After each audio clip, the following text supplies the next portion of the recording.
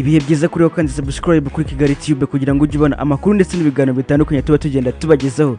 Nitwa Mr Done. Hanyuma makuru ubu ngubu icyo nakubwira cyo nuko iyi mihanda rwose ikomeje gushyuha cyane, inkuru ziri kugenda zivugaho zikomeje gushyuha, umuntu asigaye yicara yiteguye yuko hari ikintu kigiye kuza kivugwa. Ejo twumvise iki, uyu munsi turumva iki, ejo tukaba twiteguye ikiri. Ntago tukimarana story iminsi 3-4, wapi tuyimarana iminsi umunsi umwe, ejo hakaba haje indi story. Nakubwira yuko umuntu witwa Meddy rwose n'umuntu utorohewe muri iyi minsi.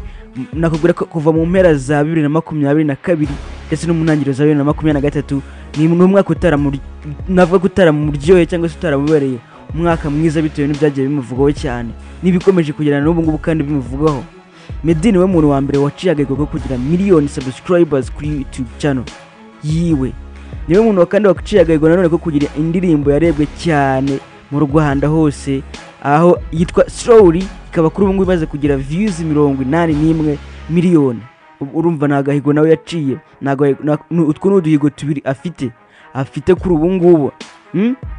Ikindi kandi nawe munyarwanda wa gatatu ufite aba followers benshi kuri Instagram. Urumva afite uduhigo nyine yibitseho, uduhigo yibitseho mu banyarwanda b'abahanzi. Niwe munyarwanda ufite aba followers benshi kuri Instagram, kuko wa mbere murika ko yabanje kuba Shadibu, uwa kabiri aza kuba His Excellence Paul Kagame, uwa gatatu aza ari Meddy.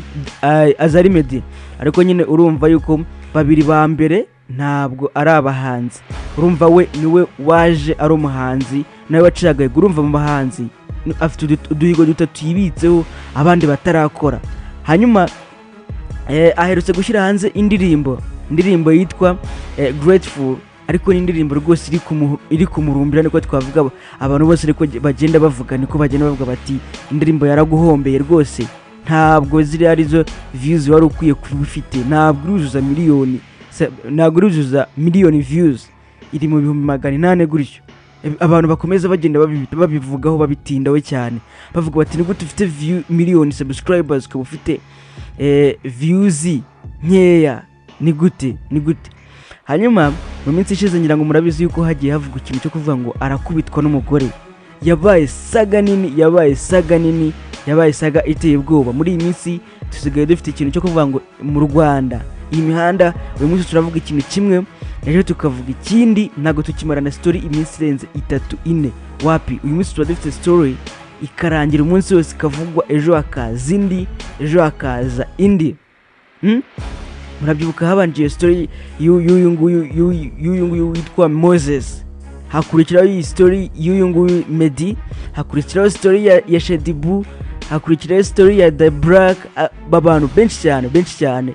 Hakurikiraho story y'uriya mutipe wo muri Nyamagabe kabisa, bavuze ati nyine shaka kuzaba umwe mu bakire ba mbere, ku isi mu minsi iri imbere, mu myaka iri imbere rwose. Ndashaka kuba nzaba ndomwe mu bakire. Uriya nawe yaravuzwe cyane, abantu baramwihaye. Ibyo byose bibera hehe? Kuri Twitter ubu niho ibintu byose bisigaye bibera, niho abantu basigaye barwarira imitima. Nakubwira ko abantu abenshi aba celebrities tuzi abenshi basigaye baba barwara n'imitima, kuko iyo urebye ibintu biba bigenda bivugwaho uvuga uti nk'ubu ngubu ari njye bibayeho ntari icyamamare, ukumva ukuntu waba umeze. None ugahita wibaza nk'umuntu uzwi n'abantu barenga miliyoni, abantu benshi cyane, umuntu uba ufite audience nini cyane, ukibaza ibintu biba biri kugenda bimuvugaho, kuvuga ati nk'uyu nguyu koko kweri arumva ameze ate. Bibaze kumva icyamamare nka Meddy bavuga ngo akubitwa n'umugore bro, ni ibintu biba wumva bibabaje cyane, nawe aba yumva afite isoni. Ugasanga umuntu wita Yago ari kuvuga ngo yateye inda. Ariya audio yasohotse twumvishe rwose, ariya voice note twumvise, ugahita wibaza ubu ngubu ukuntu ameze aho hari. Ugahita wibaza witwa Anita Pendo mu minsi ishize nawe ukuntu yaramerewe muri iyi minsi, ukuntu aba ameze bro. Hanyuma Meddy we murabyibuka ko mu minsi ishize yavuzweho ibintu byaje no ko ari gukubitwa cyane ngo n'umugore, ariko we yaje kugenda bihakana, akajyamagara umugore we ashyira kuri post ziwe kuri Instagram ziwe, avuga ati kuri status avuga ati nyimi rwose ngo nisobanura ibi bintu yuko unkubita. ngo nibisobanura ariko nyine benshi bavuga yuko ari ukujijisha just ariko bizwi yuko abantu benshi bazi ko ngo akubitwa. Hanyuma rero ukuntu bimeze kuri ubu ngubu biri kuvugwa noneho ko cyane abantu benshi bari kugenda bavuga yuko ashobora kuba yongeye gukubitwa azira ikintu kimwe, azira yuko yongeye gusubira ngo mu muziki, ashaka kongera gusubira muri secular music. Murabizi ko mu minsi yashize yatangaje ko avuye mu bintu bya gospel, avuye mu bintu bya secular music, izi ndirimbo nyine z'isi, agiye muri gospel. Arabanza navuga ati ngiye noneho ngiye kubakubita indirimbo yitwa Blessed, ariko iyo ndirimbo twaje gutungurwa nuko twagiye kubona tukabona akiza hanze yitwa Grateful. Abantu baravuga icyo gihe nicyo gihe yari birimo bavuga yuko asigaye akubitwa cyane n'umugore wiwe, byari birimo bavuga ko akubitwa n'umugore wiwe. Noneho abantu bahise batangira kuvuga bati ahise asohora indirimbo huti yitwa Grateful kugira ngo azibye cyangwa se akureho icyuho cy'uko asigaye akubitwa n'umugore. Abantu bareke kuvuga ngo ari gukubitwa n'umugore, ahubwo bavuga kuri iyo ndirimbo yarazanye nshyashya yitwa Grateful y'Imana.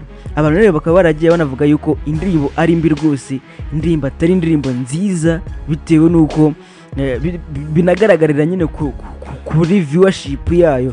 Abantu bavuga bati rwose ko hari kugira ngo yigerurutse, abantu bareke gukomeza kumuvuga yuko akubitwa, ahubwo araza ahita bakubita iriya ndirimbo afite igihunga cyinshi cyane, dore ko abavuga yuko atari yakanayisoza neza, kuko bavuga yuko ubundi yari kubaha Blessed, noneho Blessed yari atarayirangiza. Aravuga ati noneho reka ngemba noneho mbahaye ingiyi baye bayihugiyeho, bareka gukomeza kunsabya rwose.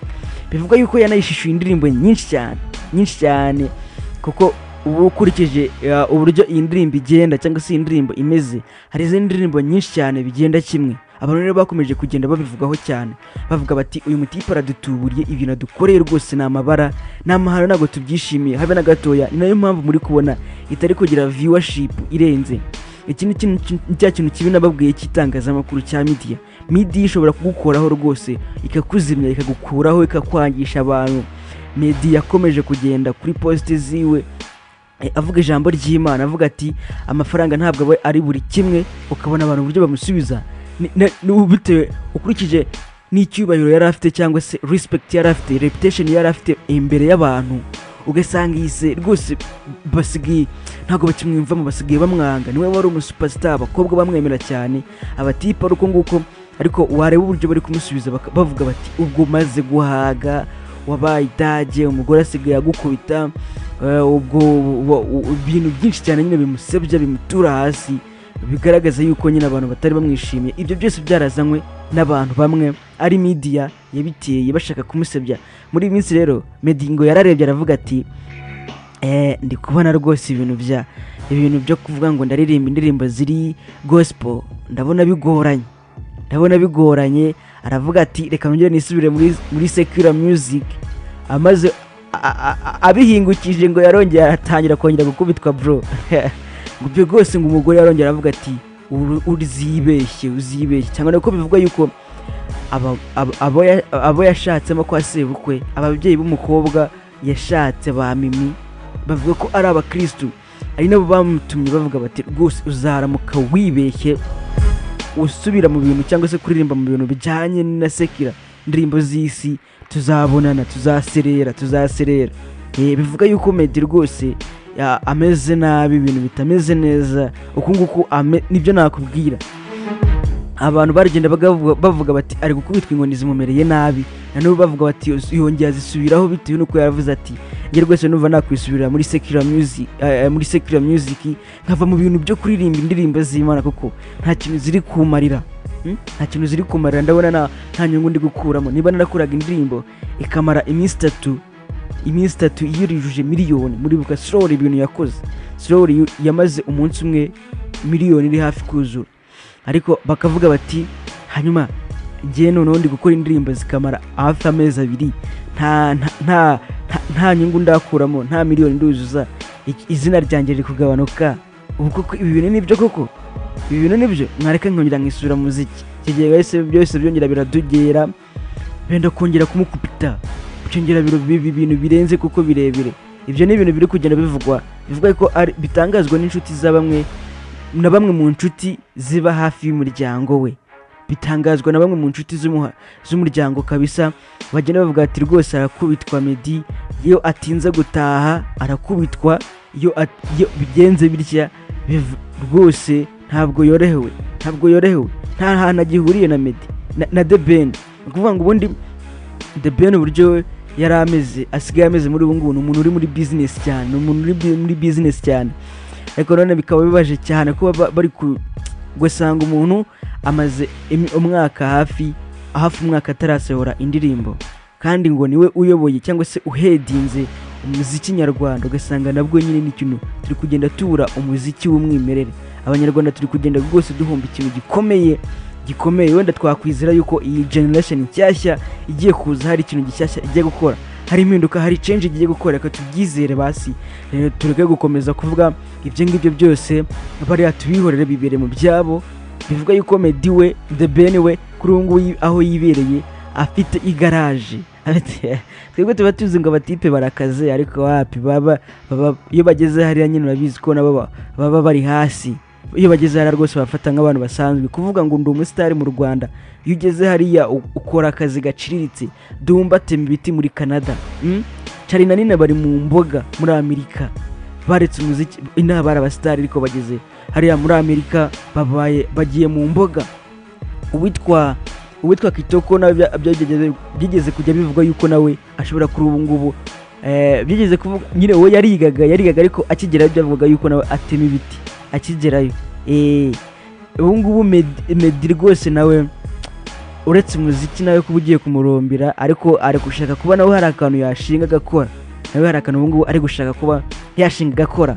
Uwitwa The Ben we yishingiye rwose, yishingiye hariya muri Amerika, aragenda yishingirayo icyitwa igaraje, arikora amapine. Igaraje rikora amapine rwose, akajya akora amapine hari abantu abakorera amapine rwose, acuruza amapine, kandi nta n'umusitari uzwi cyane arasinya amakontra n'ibigo bikomeye cyane. Ugasanga nyine yagera hano ugasanga nyine ararenze, yagera hari ariko bakamufata nk'umuntu usanzwe.